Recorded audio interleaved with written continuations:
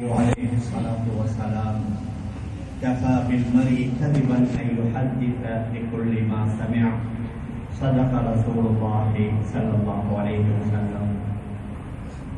அளவற்ற அருளாளரும் நிகரற்ற அன்புடையவருமாகிய எல்லாம் வல்ல அல்லாஹ் சுப்ஹானஹு வ தஆலா அவனுக்கு அனைத்து புகழும் உரித்தாகுக.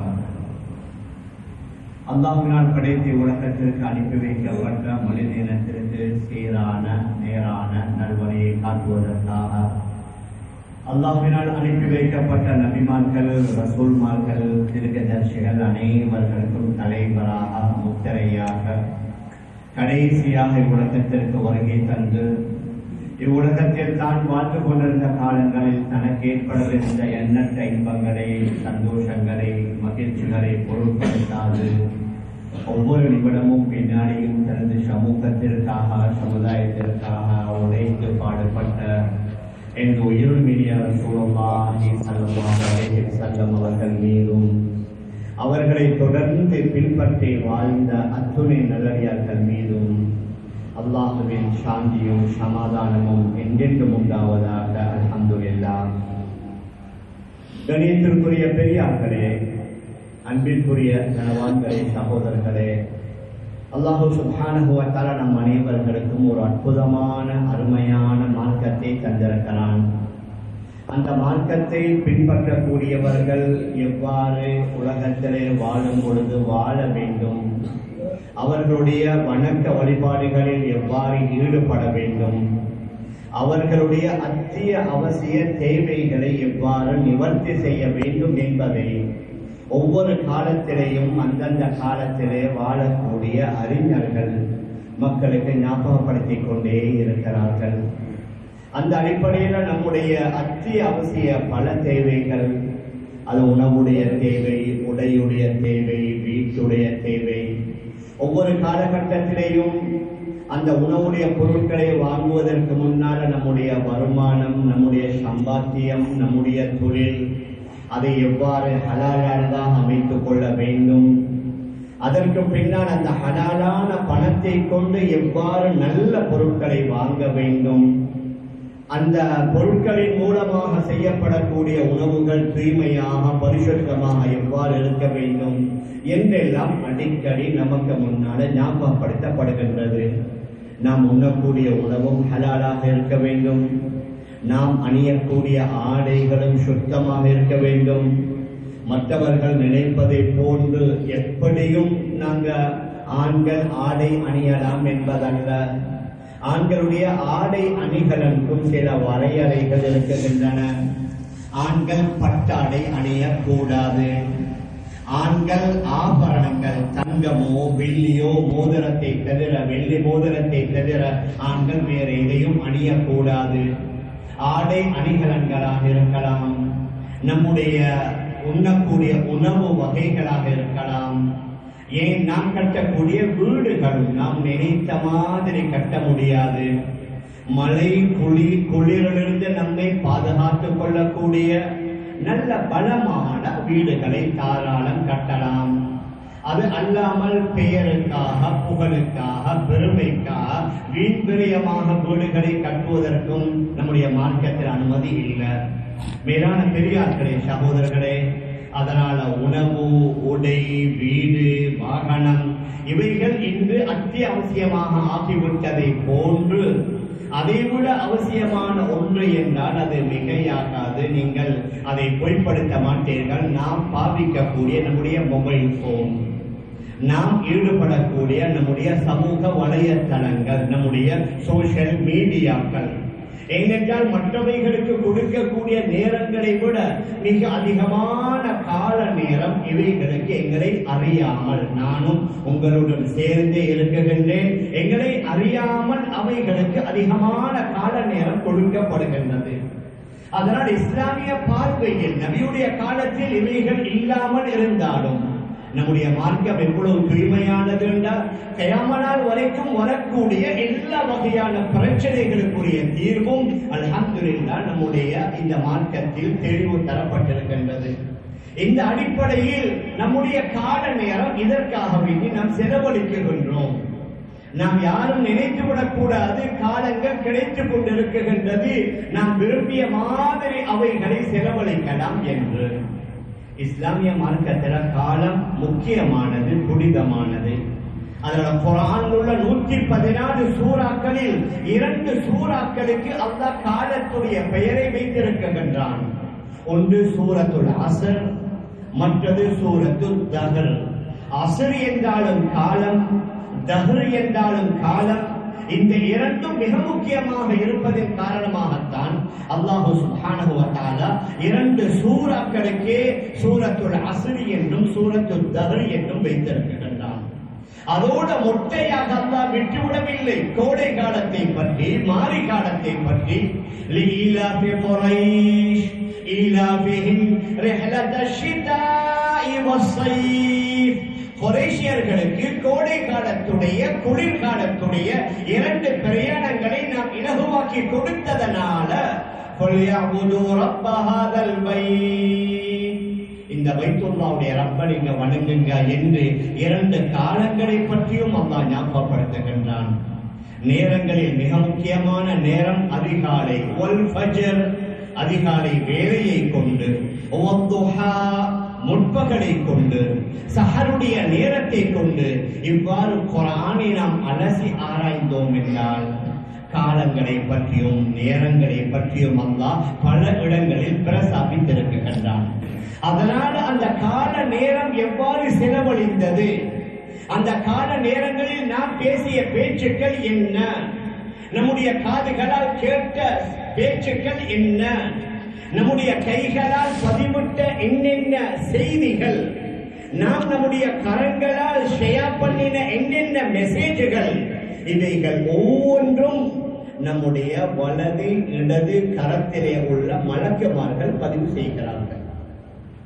குர்ஆன் அல்லாஹ் மிக தெளிவாக கூறுகின்றான், வலகத் கலக்னல் இன்சான் வனஅலமு மா துவஸ்விசு பிஹி நஃப்ஸு வனஹ்னு அக்ரபு இலைஹி மின் ஹப்லில் வரீத் இத் யதலக்கல் முத்தலக்கியானி அனில் யமீனி வஅனிஷ் ஷிமாலி கஈத் மா யல்ஃபிது மின் கௌலின் இல்லா லதைஹி ரகீபுன் அதீத். திட்டமாக நாம் மனிதனை படைத்து விட்டோம். வலகத் கலக்னல் இன்சான் வனஅலமு மா துவஸ்விசு பிஹி நஃப்ஸு. அவனுடைய உள்ளத்திலே ஊசலாடக்கூடிய விடயங்களையும் நாம் அறிந்து வைத்திருக்கின்றோம். வனஹ்னு அக்ரபு இலைஹி மின் ஹப்லில் வரீத். அவனுடைய கழுத்திலே உள்ள உயிர் நரம்பை விட நாம் அவனுக்கு நெருக்கமாக சமீபமாக இருக்கிறோம். இது யதலக்கல் முத்தலக்கியானி அனில் யமீனி வஅனிஷ் ஷிமாலி கஈத் என்று எழுதக்கூடிய 2 மலக்குமார்கள் அவனுடைய வலது பக்கத்திலேயும் இடது பக்கத்திலேயும் அமர்ந்திருந்த போது அவன் எந்த ஒரு வார்த்தையையும் உச்சரிக்க மாட்டான். இல்லா ரகீபுன் அதீத். அங்கே கவனித்து அவர்கள் அமர்ந்து பதிவு செய்யக்கூடிய வானவர்கள் இல்லாமல் இல்லை. மேலான பெரியார்களே, சகோதரர்களே, அதனால் நாம் யாரும் சாதாரணமாக இருந்துவிடக் கூடாது. இது சும்மா பேச்சுத்தானே, இது சும்மா செயல் தானே, என்ன பேசினா என்ன, கதைச்சா என்ன, வாய தந்திக்கிறது என்ன, நாங்க உண்மையா இருப்பதற்கான சில வேளை கேட்கலாம்.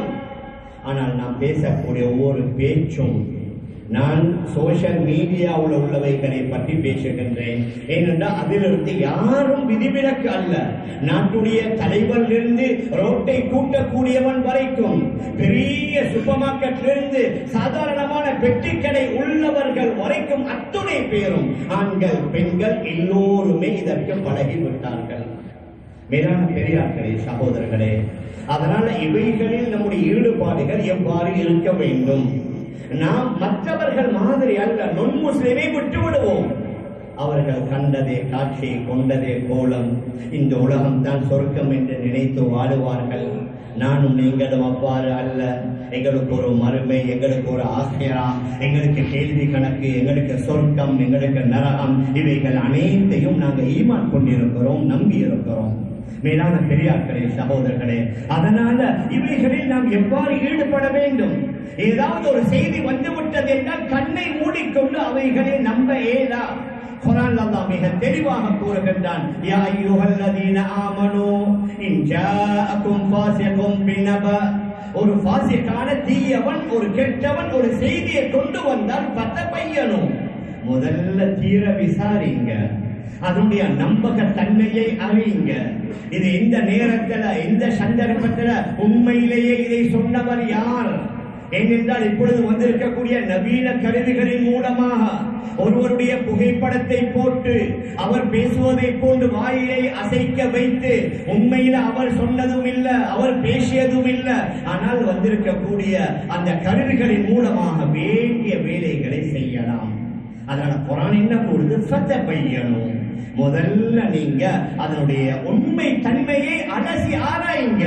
அன்துஸீபு கௌமன் பிஜஹாலத்தின், நீங்க அவைகளை பார்க்காமல் அறியாமையின் காரணமாக குற்றமற்ற ஒரு சமூகத்தார்களுக்கு தீங்கு விளைவித்து விடாமல் இருப்பதற்காக ஃபதுஸ்பிஹு அலா மா ஃபஅல்தும் நாதிமீன், பின்னால நீங்க கவலைப்படுவீங்க, நியாயம் நான் இப்படி செஞ்சிட்டேனே, நான் இந்த செய்தியை, இந்த மெசேஜ, இந்த காட்சியை நான் ஷேர் பண்ணியிருக்க கூடாதேன்னு நீங்க பின்னால கைசேதப்படாமல் இருப்பதற்காக எந்த ஒரு செய்தி வந்தாலும் அதை பற்றி நீங்க அலசி ஆராயுங்கள், தீர விசாரியுங்கள்.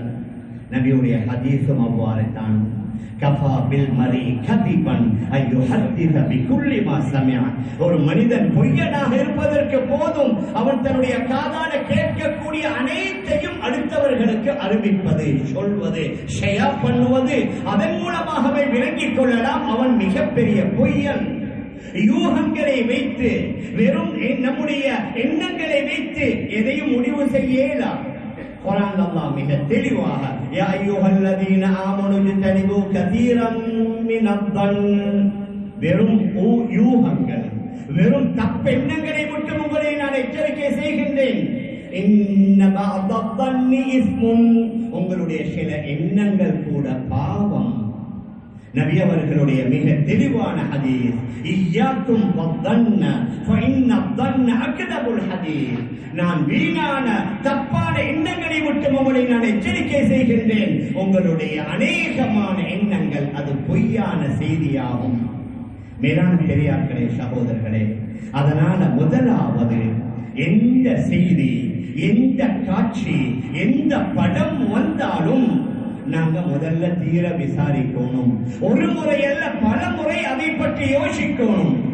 நான் எல்லாம் சொல்ல வாரது இருக்கிற எல்லா குரூப்லையும் இருக்காமல் எங்களுக்கு தேவையான, அவசியமான, அத்தியாவசியமான தேவையான சில குரூப்கள் இருக்கிறது.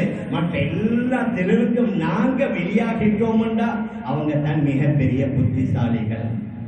இல்லாமல் இருந்தால் அதுல வரக்கூடியது பார்த்தது, அதுல எந்தெந்த செய்திகளை நாங்க கண்ணால பார்த்தோமோ, எந்தெந்த செய்திகளை காதால கேட்டோமோ, அவைகள் ஒவ்வொன்றை பற்றியும் கியாமத் நாள்ல நாங்க விசாரிக்கப்படும். சில பேரை நாங்க மறுக்கிறோம், இல்ல நான் பார்க்கவே இல்லை, நான் பேசவே இல்லை. இந்த உலகத்துல பேசி இந்த வாய்க்கு அல்லாஹ் பூட்டை போட்டு விடுவான். உலகத்துல பிடித்த கை மறுமையில பேசும். உலகத்துல பேசின வாய் அது பேசாமல் அதற்கு அல்லாஹ் பூட்டு போட்டு விடுவான். اليوم نختم على أفواههم وتكلمنا أيديهم وتشهد أرجلهم بما كانوا يكسبون. அன்றைய தினத்தில் அவருடைய நாவுகளுக்கு நாங்கள் பூட்டை போட்டு விடுவோம். அவருடைய கரங்கள் நம்மிடம் பேசும். நம்முடைய கால்கள் அல்லாஹ்வுக்கு முன்னால சாட்சி சொல்லும். இந்த காலால் நடந்து சென்று இவர் இன்னின்ன நல்ல வேலைகளை செய்தார், இந்த தவறான வேலைகளை செய்தார். மேலான பெரியார்களே, சகோதரர்களே, அதனால நானும் நீங்களும் செய்யற அமல்கள் கொஞ்சம், ஆனால் எங்களை அறியாமல் நாங்கள் இந்த சமூக வலைத்தளங்களில் ஈடுபட்டு அதில் உள்ள சில செயல்களை பார்த்து, காட்சிகளை பார்த்து, செய்திகளை பார்த்து அதை மக்களுக்கு பரிமாறுவதன் மூலமாக ஏற்படக்கூடிய பாவங்கள் இருக்குதே, அது சாதாரணமானதல்ல. நல்லதை பரப்பினால் தாராளம் நன்மை. ஹதீஸ்ல தெளிவாக வருது, மன் தஆ இலா ஹுதன் கான லஹு மினல் அஜ்ரி மிஸ்ல உஜூரி மன் தபிஅஹு. யாராவது ஒரு நல்ல வேலைக்கு வழிகாட்டினால் அந்த நல்ல வேலைகளை யார் யார் செய்தார்களோ அவர்களுடைய நன்மைகள் நிச்சயமாக அவருக்கு வரும். ஆனால் ஒமன் தஆயிலா பலாலா, யாராவது ஒரு வழிகேடு பாவத்தின் பக்கம் வழிகாட்டி யார் யார் அந்த பாவங்களில் ஈடுபடுகின்றார்களோ அவர்கள் அத்துணை பேர்களுடைய பாவங்களில் ஒரு பங்கு முதலாவது இவருக்கு வந்து சேரும். இப்பொழுது எக்கச்சக்கமான புதிய புதிய விடயங்களை என்ன செய்யறாங்க, அறிமுகம் செய்யறாங்க சிலர்கள். சில யங்ஸ்டர்ஸ் ஆண்களும் தான் பெண்களும் தான். இது நல்லா ஈடுபடுது, சமூகத்துல வரவேற்பு இருக்குது. ஆனால் முதலாவது அறிஞர்கள்ட்ட கேட்கணும், இது நல்ல விடயமா தவறான விடயமா? மேலான பெரியார்களே சகோதரர்களே, ஆனால் மக்கள்கிட்ட ஈடுபடுது என்பதனால, மக்கள் இதை பாராட்டுறாங்க என்பதனால, நான் போட்ட ஒரு செய்திக்கு ஒரு 1000 பேர் அவங்க ஷேர் பண்றாங்க, ஒரு 1000 பேர் அதை வாழ்த்துறாங்க என்பதனால நாங்க யாரும் நினைத்து விடக்கூடாது நான் வெற்றி பெற்றுட்டேன். இன்றைக்கு உலகத்தில் அப்படித்தானே மக்களை இன்றைக்கு பிரபல்யப்படுத்துறதுக்கு மக்களை யார்கிட்டையாவது முந்தைய ஒரு காலத்துல இவர் பெரிய தலைவர், இவர் வியாபாரி, இவர் பிசினஸ்மேன், இவர் ஹாஜி, இவர் ஆலிம் என்றெல்லாம் சொல்லுவாங்க. அதோடு இப்ப சேர்த்து இவர் யூடியூபர், இவருடைய ஃபாலோவர்ஸ் 1 மில்லியன், இவருடைய ஃபாலோவர்ஸ் 2 மில்லியன். நன்றாக நினைத்துக் கொள்ளுங்க, இவருடைய 1 மில்லியன் ஃபாலோவர்ஸ் இருந்தா அந்த 1 மில்லியன் மனிதர்களை பற்றி இவரிடத்தில் கியாமனா கேட்கப்படும். ஏன் இவரை ஃபாலோ பண்ணினாங்க, இவருடைய செய்தியை அவர்கள் ஏற்றார்கள், இவருடைய செய்தியை அவர்கள் மற்றவர்களுக்கு பரத்தினார்கள். நலவு செய்திருந்தால் அல்ஹம்துலில்லாஹ். ஆனால் தவறானவைகளை பரத்தியிருந்தால் அந்த அத்துணை தவறுகளுக்கும் அவர் தான் பொறுப்பெடுக்க வேண்டும். மேலான பெரியார்களே சகோதரர்களே, ஆனால் இன்று இந்த சமூக வலைத்தளங்களில் ஈடுபடக்கூடியவர்களுக்கு சமூகத்தை பற்றி உண்டான அக்கறை, இஸ்லாமியர்களை பற்றி உண்டான அக்கறை, மாற்று மதத்தவர்களுடன் இணைந்து சேர்ந்து நாங்க ஒத்து போகணும், நாங்க சகவாழ்வை கட்டியெடுப்போம் என்ற அந்த தூர நோக்கு, அந்த ஒற்றுமை அது ஒன்றும் இல்ல. அவருடைய ஃபாலோவர்ஸ் கூடணும், அதனால மாதம் ஏதாவது ஒரு அன்று அவருடைய கணக்குக்கு வரணும். அவர் நினைக்கிறார் இப்ப நான் செட்டில் ஆகிவிட்டேன். மேலான பெரியார்களே சகோதரர்களே, அதனால சம்பாதிப்பதை விட நீங்க சிரமப்பட்டு கஷ்டப்பட்டு உழைத்து சம்பாதிக்கிறதுல அதுல 100 இதுல 10 கிடைச்சாலும் இதுல தான் நீங்க வெற்றியாளர் என்று அது தெரியாது. அதனால அதில் உள்ள எல்லா பிளான்னு நான் சொல்ல வரல. ஆனால் இன்றைக்கு சமூகம் எவ்வாறு இருக்கிறாங்கன்னா நலவுகளை பறக்கிறாங்க இல்ல, நல்லவைகளை பார்க்கிறாங்க இல்ல, நல்லவைகளுக்கு நல்ல அர்த்தங்கள் கொடுக்கிறாங்க இல்ல. எப்பொழுது பார்த்தாலும் மாற்றமான கருத்து, எப்பொழுது பார்த்தாலும் எதிரும் புதிருமான கருத்து, மற்றவர்களை விமர்சிக்கக்கூடிய கருத்து. மேலான பெரியார்களே சகோதரர்களே, ஹதரத் ஆயிஷா ரலியல்லாஹு அன்ஹா நம்முடைய எல்லோருடைய தாய்மார்கள், அவர்கள் கூட மக்களுடைய அந்த விமர்சனத்திலிருந்து தப்பல்லவா, தப்பு அவர்களுக்கு கூட தப்பக்கூடிய சந்தர்ப்பம் கிடைக்கல, நேரமில்ல. புகாரில மிக நீண்ட வரலாறு. ஹதரத் ஆயிஷா ரலியல்லாஹு அன்ஹா ஒரு யுத்தத்திற்கு போய் வார வழியில அவர்கள் வெளிவாசலுக்கு காட்டு பகுதிக்கு செல்கிறார்கள். போய் வார நேரத்தில் அவர்களுடைய கழுத்தில் இருந்த மாலை காணாமல் சென்று விடுகின்றது. அந்த மாலையை தேடி போன நேரத்தில் அவர்களுடன் வந்த எல்லோரும் சென்று விடுகிறார்கள். அவர்கள் தனித்து விடுகிறார்கள். அவர்கள் ஆரம்பத்தில் இறக்கி விடப்பட்ட அதே இடத்திற்கு வந்து அவர்கள் ஒரு கல்லில் அமர்ந்து கொள்கின்றார்கள். பொதுவாக நபியுடைய காலத்தில் ஒரு பழக்கம், ஒரு படை போய் எங்கேயாவது ஓய்வெடுத்தால் கடைசியில ஒருவரை அனுப்புவாங்க, அங்க யாராவது தங்கி இருக்கிறாங்களா, எதையாவது வச்சுட்டு வந்தாங்களான்னு பார்த்து வருவதற்காக. அவ்வாறு சென்றவர் தான் சஃப்வான் இப்னு முஅத்தல் ரலியல்லாஹு அன்ஹு. அவர் பார்க்கின்றார், இரவுடைய கடும் இருட்டில ஒரு உருவம் ஒன்று தெரிகின்றது. ஆயிஷா ரலியல்லாஹு அன்ஹா ஒரு கல்லில் உட்கார்ந்து, அந்த நேரத்தில் அவங்களுக்கு பயம் கூட இல்லை, பயம் இருந்தா தூக்கம் வராது, அவங்க தூங்கிட்டாங்க. சஃப்வான் இப்னு முஅத்தல் வருகிறார், வந்து பார்த்துகின்றார், ஒரு உருவம் ஒன்று தெரிகின்றது. ஏற்கனவே ஆயிஷா ரலியல்லாஹு அன்ஹாவை கண்டவர்கள் இப்பொழுது அடையாளம் கண்டுவிட்டாங்க, இது ஆயிஷா ரலியல்லாஹு அன்ஹா தான். புகாரில தெளிவான ஹதீஸ். ஆயிஷா ரலியல்லாஹு அன்ஹா தன்னுடைய ஜில்பாபால முகத்தை மூடிக்கொள்கின்றார்கள். இந்த சஃபான் இப்னு முஅத்தல் இன்னா லில்லாஹி வ இன்னா இலைஹி ராஜிஊன் என்ற வார்த்தை தவிர வேறு எதையுமே பேசல்ல. தன்னுடைய ஒட்டகத்தை கொண்டு வந்து முட்டுக்காலிலே அமர்த்துகின்றார்கள். ஆயிஷா ரலியல்லாஹு அன்ஹா அதிலே ஏறுகிறார்கள். இவர்கள் அந்த ஒட்டகத்துடைய கடிவாளத்தை பிடித்துக் கொண்டு மதீனாவுக்குள்ளே வருகிறார்கள். வந்தது தான் தாமதம். முனாஃபிக்குகளுடைய தலைவன் அப்துல்லாஹ் இப்னு உபய் இப்னு சலூல் ஒரு வதந்தியை பரத்த ஆரம்பித்து விட்டான். நபியுடைய துணைவி ஆயிஷா ரலியல்லாஹு அன்ஹா அவர்களுக்கும் சஃபான் இப்னு முஅத்தலுக்கும் மத்தியில ஒரு தவறான ஒன்று நடந்து விட்டது என்ற செய்தியை வேகமா பரத்த ஆரம்பித்துட்டான். சில நேரங்கள்ல சில பாவங்கள்ல சில நல்லவர்கள் கூட அவர்களை அறியாமல் வீழ்ந்து விடுவார்கள். முனாஃபிக்குகள் தான் இந்த செய்தியை பரத்தினாங்க. ஆனால் இருந்தாலும் சில சஹாபாக்களும் அப்படி நடந்திருக்குமா அல்லது நடந்திருக்குமே அல்லது நடந்ததை போன்று தெரிகின்றதே என்ற கருத்துப்பட அவர்கள் பேசிய நேரத்தில் இறுதியில் அந்த குர்ஆனுடைய ஆயத்தை இறக்குகின்றான். இன்னல்லதீன ஜாஊ பில் இஃகி உஸ்பத்தும் மின்கும் லா தஹ்சபூஹு ஷர்ரன் லக்கும் பல் ஹுவ கைருல் லக்கும். இந்த இஃகை பற்றி அவதூறை பற்றி கொண்டு வந்த செய்தி அது உங்களிலே உள்ள ஒரு குரூப் தான். ஆனா நீங்க இதை உங்களுக்கு கெடுதியாக நினைக்காதீங்க. என் கியாமத் நாள் வரைக்கும் ஹஜ்ரத் அபூபக்கர் ரலியல்லாஹு அன்ஹு அவருடைய குடும்பம் குர்ஆன்ல ஞாபகப்படுத்தப்பட போகின்றது. பல் ஹுவ கைருல் லக்கும், இது உங்களுக்கு ஆக சிறந்த ஒன்று. இந்த செய்தி வெளியில வந்தது உங்களுக்கு ஆக நல்ல பெயர் என்று சொல்லிவிட்டு அல்லாஹ் கூறுகின்றான். லௌலா இது சமிஅதுமூ ظن المؤمنون والمؤمنات بأنفسهم خيرا وقالوا هذا إفك مبين. இந்த செய்தி உங்களோட காதுகள்ல விழுந்த நேரத்தில் முஃமினான ஆண்களும் முஃமினான பெண்களும் தங்களுடன் உள்ள அந்த முஃமினான்களை பத்தி என்ன நினைத்திருக்கணும்? கைரன் இல்ல, அப்படி நடந்தே இருக்காது. ஹாதா இஃப்கும் முபீன், இது பகிரங்கமான தெளிவான அபாண்டம், இது தெளிவான அவதூறு என்று நீங்க சொல்லி இருக்க வேண்டாமா? சஹாபாக்களை பார்த்து அல்லாஹ் கேட்கின்றான். ஒரு செய்தி வந்தா நான் நினைச்சேன் இவருடைய போக்க பார்த்து அப்படித்தான் இருக்கும், அப்படி அல்ல, இல்லை இது நடந்திருக்காது, நடப்பதற்குரிய வாய்ப்பே இல்ல, இங்க எங்கேயோ ஒரு இடத்துல மிஸ்டேக், எங்கேயோ ஒரு இடத்துல தவறு இருக்குது, இப்படி அல்லவா நாங்க அர்த்தம் கற்பிக்கணும். குர்ஆன் கூறுகின்றது, நான் சொல்லல.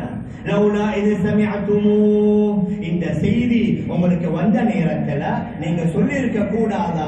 அன்ன தகல்லம பிஹாதா சுப்ஹானக ஹாதா புஹ்தானுன் அதீம், இந்த செய்தியை பேசுவதற்கு எங்களுக்கு தகுதியே இல்லை. ஏன்? இது பெரிய இடத்து சமாச்சாரம், நபியுடைய மனைவியுடைய விடயம், இதை பத்தி பேசுவதற்குரிய எங்களுக்கு எந்த விதமான தகுதியும் இல்லைன்னு நீங்க ஒதுங்கி இருக்க கூடாதா?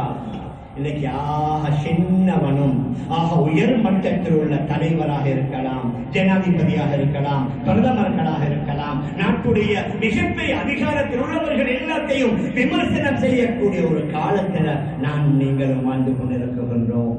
மேலான பெரியார்களே, சகோதரர்களே, சில நேரங்களில் உண்மையை கூட மறைக்கணும். ஒரு சிலர் கேட்பாங்க, நான் என்ன பொய்யா சொன்னோம், நாம் சொன்னது என்ன பொய்யா? 100% உண்மை தானே, உண்மையானது எல்லாத்தையும் வெளியில சொல்லுங்க, எங்கேயும் வந்து இல்ல.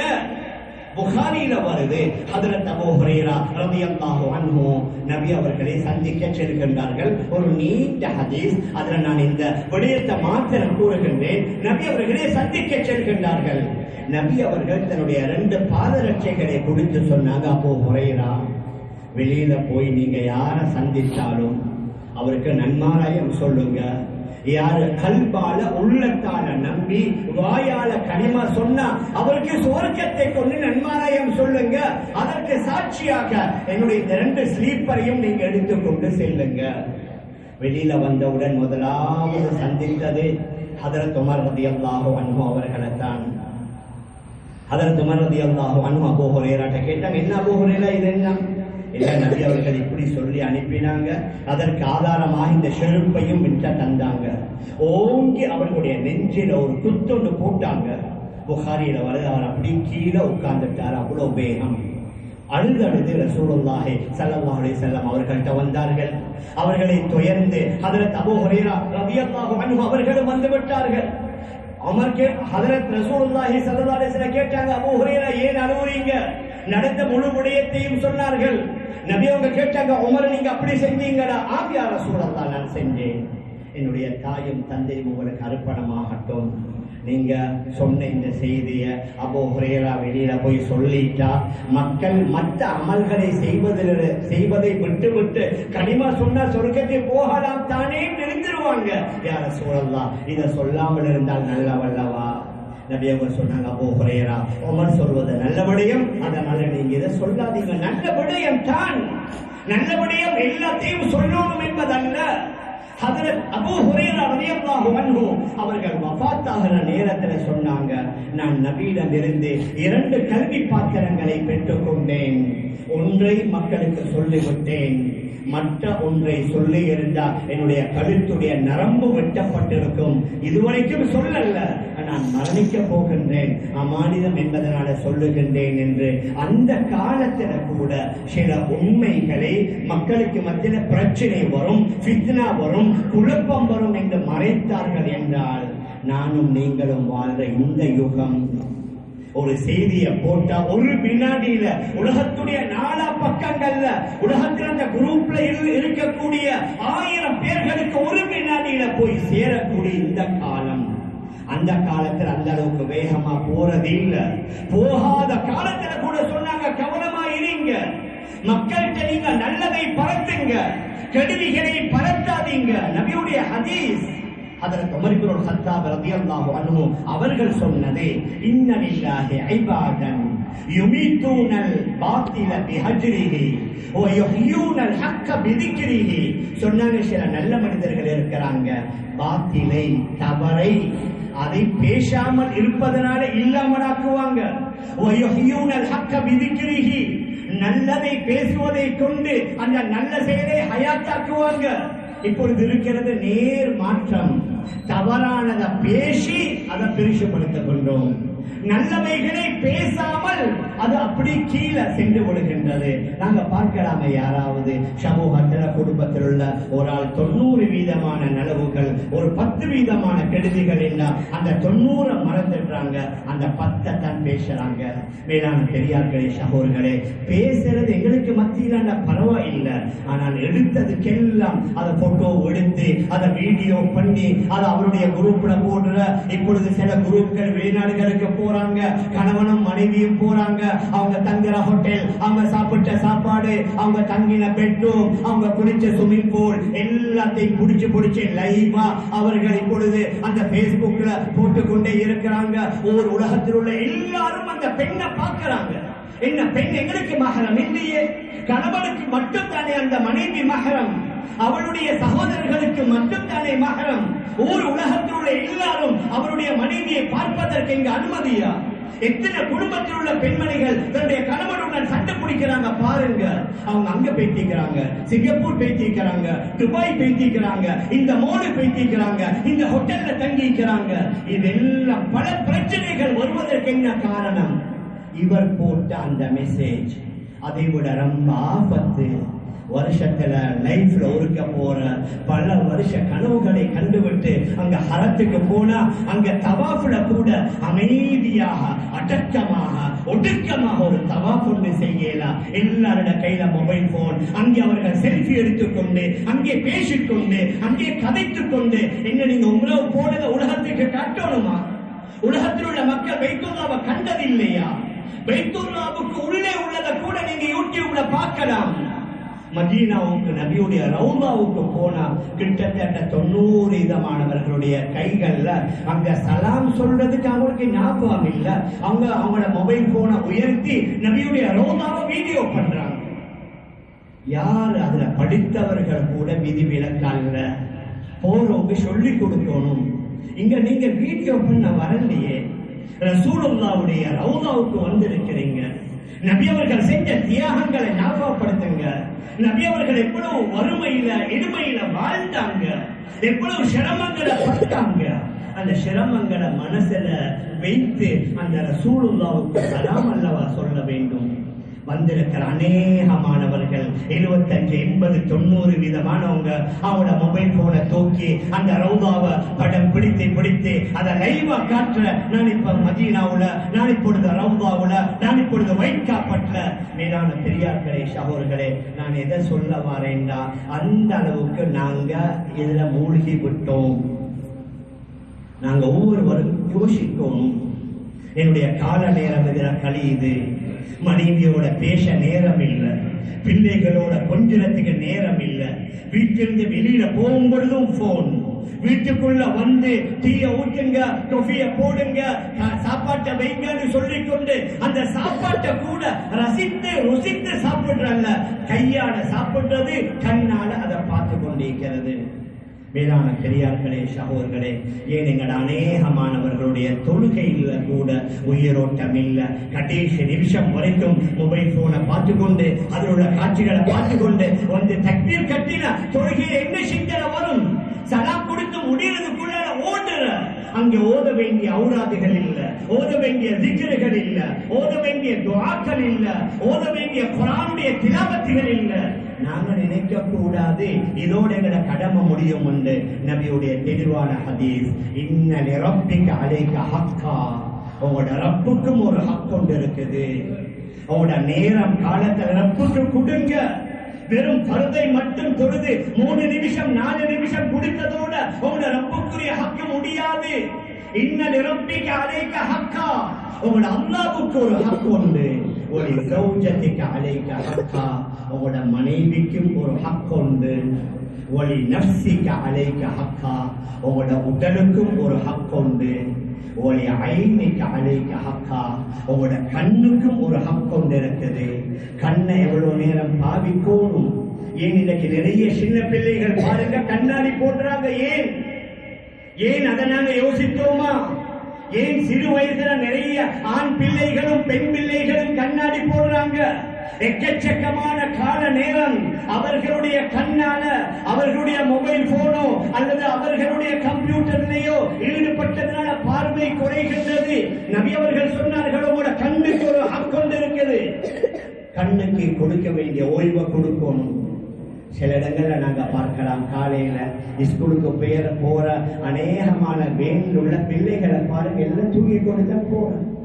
என்ன இரவையில தூங்கிட்டு காலையில எவ்வளவு ஃப்ரெஷ்ஷா போகணும்? ஏன் தூங்குறாங்க? இரவையில தூக்கம் முழுமை இல்ல. 12 மணி, 1 மணி, 2 மணி வரைக்கும் எதையோ பார்த்துட்டு அதற்கு பின்னால அவர்களுடைய தூக்கம் பூர்த்தி இல்ல. அதனால பாடசாலை போனாலும் தூக்கம், அவர்களுடைய கிளாஸுக்கு போனாலும் தூக்கம், போற வாகனங்களையும் தூக்கம். எங்கட பிள்ளைகள் நாங்க கண்ட்ரோல் பண்ணணும்டா. மூத்தவர்கள் நானும் நீங்களும் நாங்க எங்களை கண்ட்ரோல் பண்ணணும். வீட்டுக்குள்ள வந்தா எங்களை போன தூக்கி ஒரு மூலையில போடணும். எங்களை கிட்ட கூட வைக்க கூடாது. ஏன்? ஒரு மெசேஜ் வந்தா அதோட சத்தம், ஒரு வாட்ஸ்அப் வந்தா அதோட சத்தம். அந்த சத்தத்தை கேட்டா மனசு விட்டாது எடுக்கணும், பார்க்கணும். காலையில விழித்த உடனே சுபகம் கதாவானாலும் பரவாயில்லை. காலையில நான் அனுப்பிய செய்தியை யாரு பார்த்திருக்கிறாங்க, யார் யார் ஷேர் பண்ணிக்கிறாங்க, யார் யார் லைக் போட்டிருக்கிறாங்க. மேலான பெரியார்களே, சகோதரர்களே, இப்படியே எங்களோட காலம் கணிந்தா எங்களோட சமூகம் என்னவாகிறது? நாங்க நினைக்க கூடாது அவர்களை நல்ல பாடசாலைகள்ல படிக்க வச்சு, நல்ல இடங்கள்ல ஓத வச்சு, அவங்களுடைய தேவையானதை வாங்கி கொடுத்தா எங்களோட கடமை முடியுதுன்னு நினைக்க கூடாது. நாங்களும் எங்களை கண்ட்ரோல் பண்ணணும். எங்களோட வளர்ற ஆண் பெண் பிள்ளைகளை கண்ட்ரோல் பண்ணணும். அடுத்தவர்களுடைய எந்த செய்தியும் எங்களுக்கு தேவையில்லை. மற்றவர்களுடைய அங்கிங்க போற யாரை பற்றியும் எங்களுக்கு தேவையில்லை. எங்களோட பார்வையில ஜோக்காக இருக்கலாம், ஆனால் அதுல யாரு ஈடுபடுத்தப்பட்டாரோ அது அவருக்கு பெரிய தர்ம சங்கடமாக இருக்கலாம். என்ன கேவலப்படுத்திட்டான், என்ன அவமானப்படுத்திட்டான், யாருடனாவது நேரடியா மோத ஏலாதுண்டா இப்ப சோசியல் மீடியா தான் அவரை போட்டு கிழிக்கிறது. நீங்க நினைக்காதீங்க நீங்க பெரிய வீரர்கள் என்று. ஆனால் கியாமத் நாள்ல இவைகள் ஒவ்வொன்றுக்கும் அல்லாஹ் வஹ சொல்லும். ஒரு சபையில நடக்கிற மஷூராவாக இருக்கலாம், வீட்டுல நடக்கிற எங்கள பேச்சுவார்த்தைகளாக இருக்கலாம், ஒரு நிறுவனத்துல நடக்கக்கூடிய ஆலோசனைகளாக இருக்கலாம். இதெல்லாம் அல் மஜாலிசு பில் அமானா. ஒவ்வொரு மஜ்லிஸ்கள்ல பேசப்படக்கூடிய பேச்சுக்கள் அது அமானிதம், அது பாதுகாக்கப்படணும். அங்கே உள்ளவர்கள்ட்ட அனுமதி இல்லாமல் அந்த பேச்சுக்களை ரெக்கார்ட் பண்ணவும் இயலா, வீடியோ பண்ணவும் இயலா, அதை மற்றவர்களுக்கு ஷேர் பண்ணவும் இயலாது. ஆனால் இன்றைக்கு முக்கியமான சில மஷூராக்கள் நடக்குது. மஷூரா முடிஞ்சு ஆலோசனை முடிஞ்சு அவங்க வெளியில வருவதற்கு முன்னால முடிவுகள் வேகமாக வந்துருச்சு. என்ன, யாரோ ஒரு ஆள் அங்க நடந்தத உள்ளுக்கே இருந்து அவர் ஷேர் பண்ணிட்டாரு. மேலான பெரியார்களே, அன்பிற்குரிய கணவான்களே, சகோதரர்களே, அதனால் இது ஒரு நீண்ட தலைப்பொண்டு.